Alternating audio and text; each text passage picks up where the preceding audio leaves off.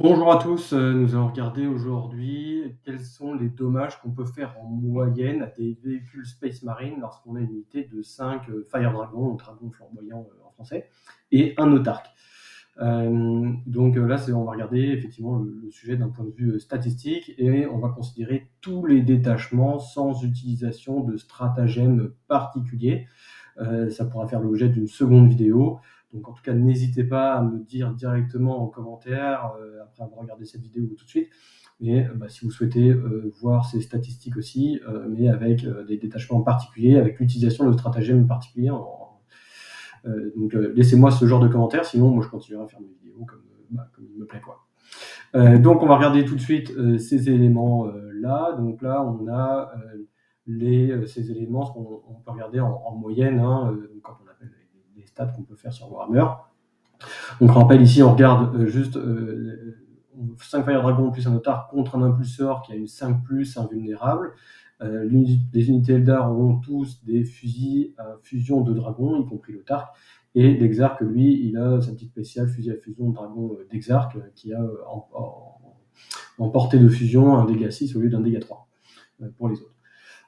Voilà, donc ici on rappelle que l'impulsor a 11 points de vie initialement, et donc ça, tous ces éléments là qu'on va voir juste en dessous, ce sont comme si on jetait des dés et puis on avait des résultats dans la moyenne. Donc là, vous avez le nombre de points de vie qui est indiqué ici.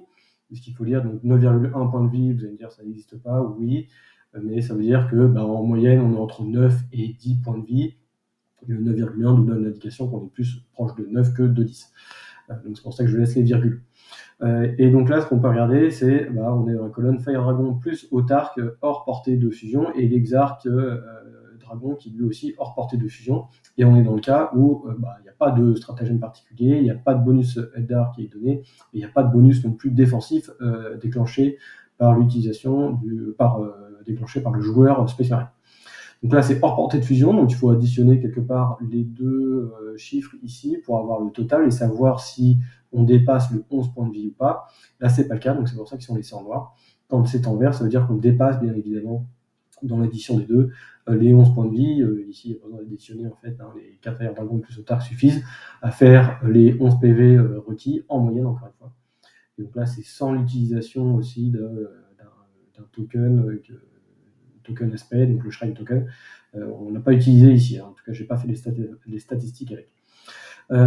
Ici, les bonus Eldar qui peuvent être donnés, donc il y a plus un PA donné par le Warwalker, qui s'il tire sur l'unité avant, plus un touche, c'est donné par le Farseer dans les conditions qui sont précisées dans sa datasheet, je vous laisserai regarder. Et pareil pour Eldrad qui peut donner plus un bless. Donc là, le plus un touche, plus un bless, ils peuvent être donnés. C'est pas forcément facile parce qu'il faut que les psycheurs puissent voir quand même la figure ennemie. Donc ça veut dire qu'ils pourront se faire tirer dessus en retour. Donc bon, pas évident à placer, mais voilà, je vous l'indique ici. Et puis là, c'est le combo des deux, bien entendu. Là, on a toute cette première partie-là, c'est sans bonus défensif. Après, ça va être avec les bonus défensifs de couverture ou armure du mépris, donc PA réduit de 1, pour faire simple. Et puis là, c'est PA réduit de 2, parce qu'on a les deux, couvert et armure du mépris. Là, on a fumigène, donc moins 1 à la touche et couvert automatique. Et puis là, fumigène sans couvert, parce qu'on peut faire tirer aussi des Shroud Runners sur l'unité juste avant pour retirer le couvert. Donc les Shroud Runners, ce sont les motos Eldar avec sniper dessus. Voilà un petit peu pour la lecture du sujet. Je ne vais pas commenter après chaque résultat, je vous laisse regarder. J'ai un petit peu zoomé ici. Je vous laisserai faire pause sur les vidéos si vous souhaitez regarder ces statistiques de manière un peu plus reposée pour l'impulsor. Là, on va passer tout de suite au Brutalis ou au Ballistus, c'est le même châssis, même sauvegarde d'armure, même nombre de PV, même endurance, donc 12 PV ici initialement. Et là, on voit quand même qu'en regardant rapidement, ici, il y a quand même beaucoup moins de vert, en particulier dans la colonne de gauche. Là, donc, il faudra prendre ça en compte, même si les premières reviews peuvent nous laisser penser que 5 Fire Dragon, c'est l'unité PT Eldar. Oui, c'est très fort, mais en fait, il faut assez vite se rapprocher de portée de fusion, et même dans certains cas, on est à portée de fusion et il s'amuse à nous payer une armure du mépris. Et là, en moyenne, on n'est pas sûr de le tomber. Alors, vous avez des solutions, ça veut dire quand même que quelque part, pour éviter d'être dans ce cas-là, vous avez l'option de faire tirer le worker juste avant ou un shardrunner pour enlever le couvert ou pour donner plus un PA avec le worker. Et là, donc, on se retrouverait dans cette situation-là. Donc, ça, c'est des statistiques qui vous donnent une idée à peu près de ce qu'il faudrait faire en fait avant de faire tirer les Fire Dragons. Ou pas, hein, d'ailleurs, parfois, dans certains cas, il n'y a pas besoin finalement de ramener ces unités-là avant pour débuffer l'adversaire ou en tout cas anticiper des contres que pourrait actionner votre adversaire quand vous tirez dessus avec les Fire Dragons et le Tark. Ici, on va se rapprocher un peu aussi des chiffres, parce que je ne l'ai pas fait tout à l'heure. Donc là, on est sur le Predator. Les Predators, ça donne ça en statistique. Donc là, on est un peu mieux parce qu'on a une sauvegarde d'armure de 3+ avec le Predator. On était à 2+ avant avec le Dreadnought. Donc on est dans des cas, on a un peu plus de chance en fonction des cas, effectivement, de le tomber d'un coup. Ce que je fais là, juste, je reviens sur le Brutalis, c'est pour pouvoir vous montrer et zoomer. Je suis désolé, je ne l'ai pas fait avant. Zoomer en fait sur les statistiques si vous voulez regarder un peu plus en détail. On s'en pose sur la vidéo. Donc Predator on a vu, maintenant Gladiator, on est à peu près sur un châssis très similaire en tout cas au Predator, donc on a à première vue comme ça autant de verre que tout à l'heure, sauf dans quelques cas parce que en fait on est à 1 PV près, il y a un PV supplémentaire sur le Gladiator. Donc il y avait ici on était dans le vert, là on était dans le vert tout à l'heure. Si on revient dans le Predator, là voilà, on était vert parce qu'on faisait les 11 PV, là aussi ce n'est plus le cas avec le Gladiator parce qu'il faut faire maintenant 12 PV, donc en fait on ne le tue pas, on a bien infligé le même nombre de PV, mais on ne le tue pas en un coup, une activation avec les Fire Dragons, ce qui peut être dommage quand même quand on expose ce genre d'unité. Voilà pour le Gladiator. Pour le Vindicator, qui va être lui aussi un peu plus dur à tomber, toujours 11 PV, mais par contre 2+ de sauvegarde d'armure, pas d'invulnérable non plus, avec l'impulseur tout à l'heure avec son dôme. Mais voilà, donc là on va être un peu plus dans la difficulté aussi pour le tomber. Le répulsor, on est... Répulsor, on est à 3+ de sauvegarde d'armure, mais 16 points de vie, initialement. Donc là, les statistiques. Après, quelque part, ce que ça vous dit aussi ici, quand il nous manque 4 PV, ça veut peut-être dire aussi qu'il faut faire tirer d'autres armes anti-char dessus avant pour essayer de lui enlever ces 4 PV.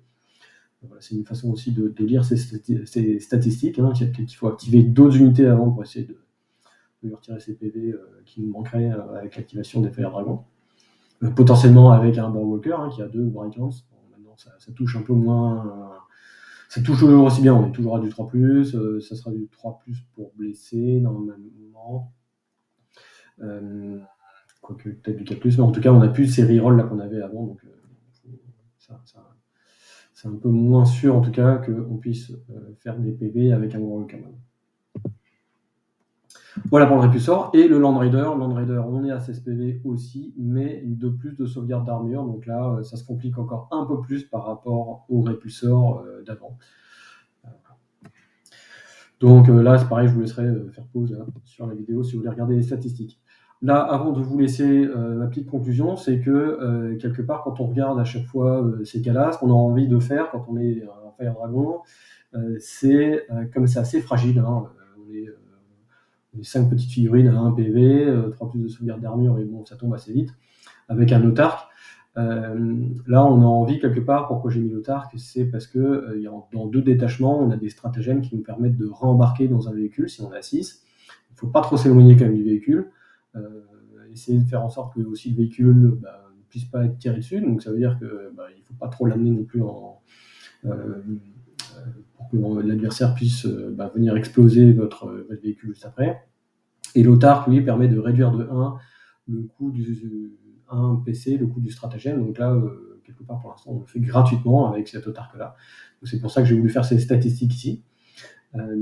Mais on voit quand même quelque part que on n'a pas envie d'exposer beaucoup plus de choses que ça, hein. On n'a pas envie de ramener non plus toute notre armée pour aller faire tomber un véhicule, parce que ça veut dire après d'exposer un peu trop toute notre armée. Donc on a plutôt envie d'être, à chaque fois qu'on regarde, hein, ce rectangle ici, déjà on a plutôt envie d'être dans la colonne de gauche, hein, d'avoir une portée maximale, si je puis dire, donc portée de 12, ça sera pas énorme, mais bon, on n'a pas beaucoup mieux, avec des Fire Dragon, sauf avec une option que j'aborderai après, mais vous la connaissez probablement déjà d'ailleurs.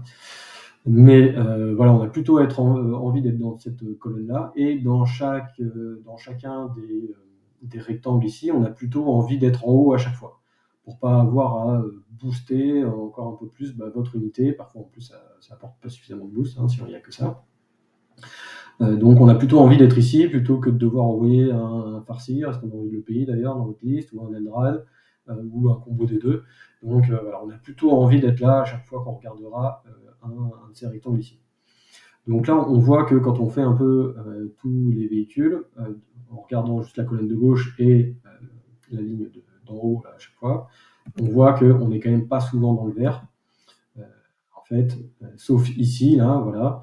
Mais, bon, en fait, si votre adversaire a en tête ce genre de statistiques, il saura que il pourra payer un PC, il mettra probablement un couvert, il paiera un PC d'armure de mépris, et puis il aura de bonnes chances de sauver son véhicule.